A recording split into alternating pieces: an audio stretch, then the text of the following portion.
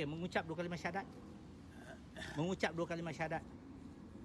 Itu saya tak belajar lah. You Islam, kalau cakap Islam tak mengucap 2 kalimah syahadat, mana boleh? Mengucap 2 kalimah syahadat. Kalau awak saya tak mau tahu itu. Buku-buku ni saya jual lah. Awak jual, awak cakap Islam kan? Pakai kopiah kan? Pakai songkok haji kan? Tapi Rohingya kan. Tak, saya tak mau Rohingya. Islam satu dunia sama-sama. Saya mau awak, kalau awak cakap awak Islam, awak mengucap 2 kalimah syahadat. Itu saya tak pandai. Kalau tak pandai macam mana awak ngaku Islam? 2 kalimah syahadat, kalau awak tak ucap 2 kalimah syahadat, awak bukan Islam tau. Tapi Saya tadi suruh Fatihah. Awak tak boleh baca Al-Fatihah.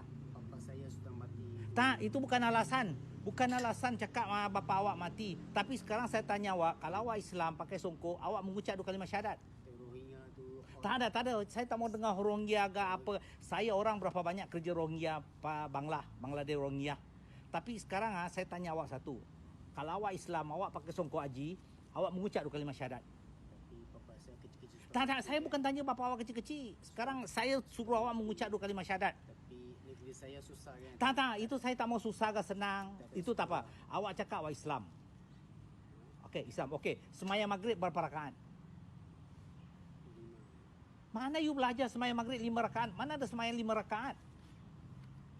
Awak jangan jual agama Islam, awak mau ambil orang punya wang. Minta derma.